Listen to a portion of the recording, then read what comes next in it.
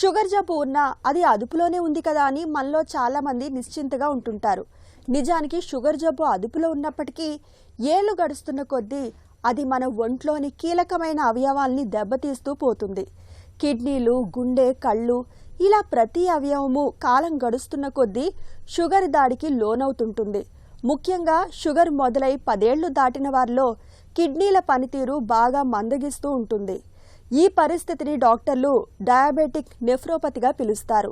కిడ్నీలను దెబ్బతీసి ప్రాణాలను ప్రమాదంలోకి నెట్టే diabetic nephropathy గురించి ఇప్పుడు తెలుసుకుందాం. మన ఇండియాలో కానీ వరల్డ్లో కానీ కిడ్నీ ప్రాబ్లంకి మోస్ట్ కామన్ వచ్చేసి డయాబెటీస్. మన జీవనశైలి మార్పుల వల్ల డయాబెటీస్ అనేది పెరుగుతూ పోతుంది. దానివల్ల ఎక్కువ మంది కిడ్నీ ప్రాబ్లం బారిన పడుతుంటారు. డయాబెటిక్ నెఫ్రోపతి ఒక్కటే కాదు, ఎలాంటి ప్రాబ్లం కిడ్నీకి వచ్చినా కూడా డేంజరే. డయాబెటిక్ నెఫ్రోపతి ఇంకా ఎక్కువ డేంజర్, ఎందుకంటే మన ఇండియాలో కానీ వరల్డ్లో కానీ చూసుకున్నట్టయితే ఎక్కువ మంది దానివల్ల సఫర్ అవుతున్నారు. అదేవిధంగా చిన్న వయసులోనే ఆ డయాబెటిక్ నెఫ్రోపతి బాధన పడుతున్నారు. కాబట్టి డయాబెటిక్ నెఫ్రోపతి గురించి ఎక్కువ మాట్లాడుతుంటాం. అదే ఒక ఎగ్జాంపుల్గా తీసుకొని కిడ్నీ ప్రాబ్లమ్స్కి మాట్లాడుతుంటాం. Prevention is always better then cure. First sugar రాకుండా కాపాడుకోవాలి. అంటే life style changes and life style habits are very very important.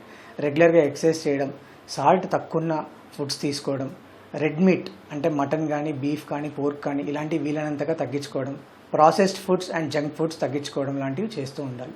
అదేవిధంగా వాటర్ ఇంటేక్ మినిమం ఒక 2.5 to 3 liters ఉండాలి డైలీ. దురదృష్టవశాత్తు షుగర్ వస్తే కనుక ఫస్ట్ షుగర్ కంట్రోల్ చాలా చాలా ఇంపార్టెంట్. స్ట్రిక్ట్ డయాబెటిక్ కంట్రోల్ మీ ఫిజిషియన్ అయినా కానీ లేదా ఎండోక్రైనాలజిస్ట్ అయినా కానీ కలిసి strict diabetic control is compulsory. దాంతోపాటు లైఫ్ స్టైల్ చేంజెస్ కూడా కంపల్సరీ. అదేవిధంగా ఒకవేళ కిడ్నీ ప్రాబ్లమ్ స్టార్ట్ అయితే కనుక నెఫ్రాలజిస్ట్ని కలవాలి అండ్ రెగ్యులర్గా స్క్రీనింగ్స్ కంపల్సరీ. అదేవిధంగా ఇప్పుడు వచ్చే చాలా మెడికేషన్స్ కిడ్నీ అండ్ హార్ట్ని ప్రొటెక్ట్ చేసే డయాబెటిక్ మెడికేషన్స్ వస్తున్నాయి. ఎంపాగ్లిఫ్లోజిన్ అని, డపాగ్లిఫ్లోజిన్ అని, సిమాగ్లూటైడ్ అని, many drugs have both kidney and heart protection in patients with diabetes. So అలాంటి ఏమైనా డ్రగ్స్ మీకు అవసరమా అనేది మీ ఎండోక్రైనాలజిస్ట్ కానీ, ట్రీటింగ్ ఫిజిషియన్ కానీ, నెఫ్రాలజిస్ట్ని కానీ, కార్డియాలజిస్ట్ కానీ అడిగి తెలుసుకోవాలి.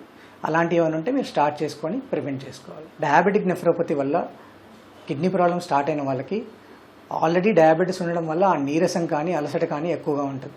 దాని మీద ఇంకా కిడ్నీ ప్రాబ్లం స్టార్ట్ అవుతే ఇంకా నీరసం, అలసట అనేది పెరుగుతుంది. అదేవిధంగా కిడ్నీ ప్రాబ్లం స్టార్ట్ అయిన వాళ్ళకి బ్లడ్ తగ్గిపోవడం లాంటిది చూస్తుంటాం. దానివల్ల కూడా అలసట కానీ, నీరసం కానీ పెరుగుతుంటుంది. ప్లస్ బోన్స్ వీక్ అవ్వడం కూడా చూస్తుంటాం అనమాట. దాన్ని మినరల్ బోన్ డిజార్డర్ అంటాం.